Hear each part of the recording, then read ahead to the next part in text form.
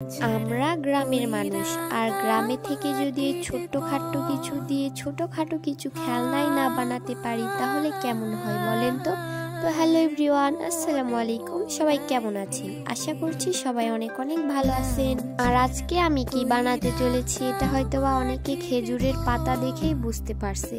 তো আজকে আমি বানাবো এই খেজুরের চিকন চিকন পাতা দিয়ে একটা খেলনা ঘূর্ণি বানাবো। তো শুরুতে আমি একটা খেজুরের পাতাকে সুন্দর করে চিড়ে নিচ্ছি। চিড়ে নেওয়ার পর দুইটাতে একদম সুন্দর করে মাঝখান বরাবর ভাঁজ দিয়ে দিয়েছি। আর ভাঁজ দেওয়ার পর যে সাইডের অংশ আছে যে নিচের পার্টটা আছে সেটা আমি সুন্দর করে উপরের দিকটাতে ঢুকাই দিব।